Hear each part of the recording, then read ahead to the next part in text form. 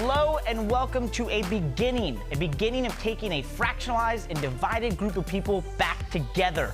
For too long, motorsports fans have been forced to go all over different mediums to get their motorsports coverage and converse. But today, that stops. If Reddit is the front page of the internet and Facebook's its trash can, then let us be a small sliver of motorsports heaven right here on the Motorsports on NBC YouTube channel.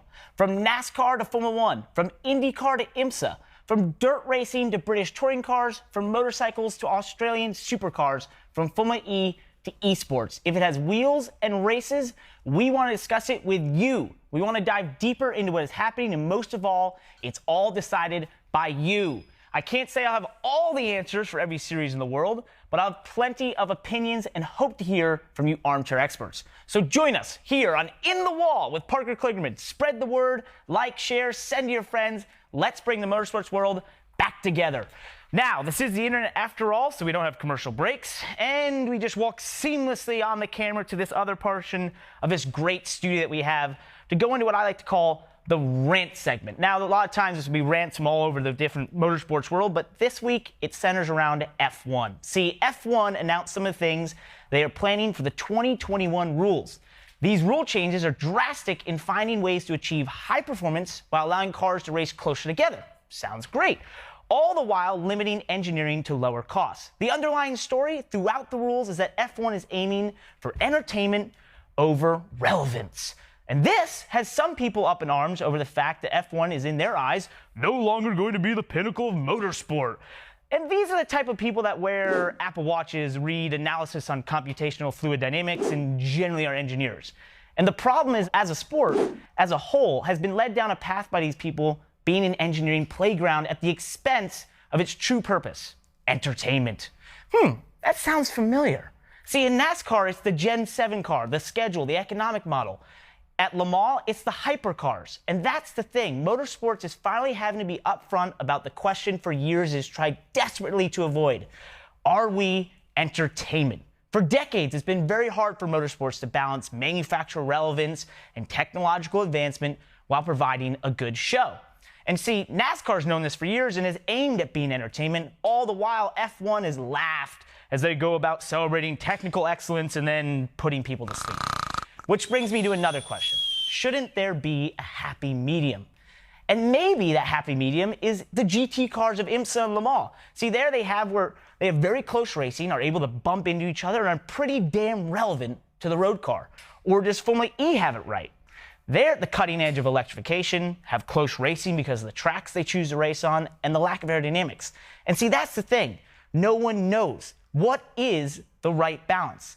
Because when you're dealing with people's attention as your metric, you're fighting an uphill battle. Did you know, according to a recent study, the average human attention span is 8 seconds, and that is decreasing by 88% per year. Only 19 years ago, it was 12 seconds. To put it simply, people had time to get into the details of a sport and understand its nuances. But now, if the clips as you scroll through your given social media feed don't grab you in all but a second, it's forgotten. Scroll down below the screen into internet oblivion. If I'm being realistic, a majority of you have already moved on from this very show onto the next YouTube suggested clip, or if you're watching this on a tablet or computer, you have your Instagram feed right in front of you on your phone and you're scrolling aimlessly. But by the slim chance that you're still giving me your attention, then hear this. F1 is for the first time in a long time doing something right. They understand they have a massive audience who craves to see an entertaining show. So with this philosophy for 2021, they are no longer going to hide behind words like technological advancement and performance, but embrace a term that has scared them for decades. The show. Because the question has already been answered. Motorsports is a show. And the sooner we get past the stigma, the sooner we can enjoy Formula 1 and motorsports at its best. If you agree, reach out using hashtag #InTheWall. And of course, if you disagree, I'm sure you'll let me know because this is the internet after all. But there is a group that does agree. Take a look. This is Red Bull. Look at that high five in it. They're so psyched about the 2021 rules that they can't even contain themselves. Also, they had a pretty fast pit stop out here. Moving on, there was recently this morning, just a couple hours ago on this Thursday, a report about some people out there saying that these F1 cars will lose their identity. We won't be able to tell them apart. This is ridiculous because it reminds me of a discussion I had a couple years ago when when IndyCar was going to body kits that were driven by the manufacturers wanting to have some identity in the cars. If I was the head of IndyCar at the time, I would have taken all the manufacturer execs, put them in a room, made both of the cars the same color, and asked them to tell the difference. Because guess what? They wouldn't have been able to tell the difference.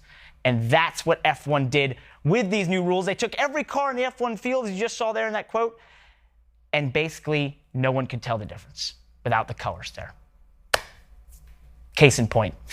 Moving on, if you want to find some relevant road cars and great racing, then look no further than IMSA at Lime Rock. It's the GTLM cars and GTD cars, and they are at what they consider the bull ring, their version of Bristol. There's going to be full contact racing. It's going to be close, and the cars resemble exactly what you can buy in the dealership.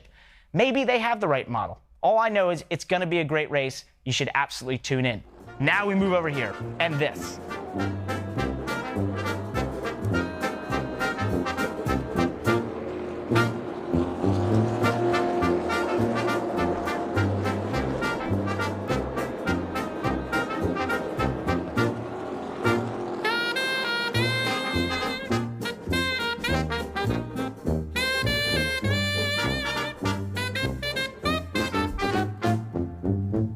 So, if you're still not sure what you're going to get here, meanwhile, that was Alex Bowman, New Hampshire, and it's one of the funniest videos of all time because of the safety man falling over and trying to help him, and then Alex just doing one of these.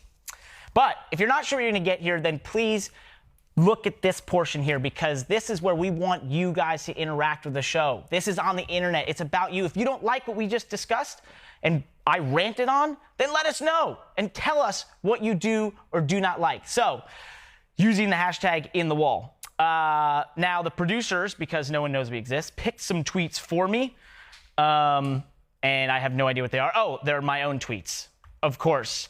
You ever have the moment when the automatic sync or hand dryer won't work as you clearly get in front of the sensor, so for a split second you think, am I dead? Yeah. So I kind of think there's probably some people watching this right now that feel that way. And hopefully not. Hopefully you feel more alive about motorsports, but that was one of those existential crises you just can't avoid. Maybe Dave has an answer. We'll see. All right, on to the second tweet. This era of micromanaging among so many racing series is disgusting. Why should fans give the sport their time when the result is more and more being decided by some button-down shirt in a boardroom?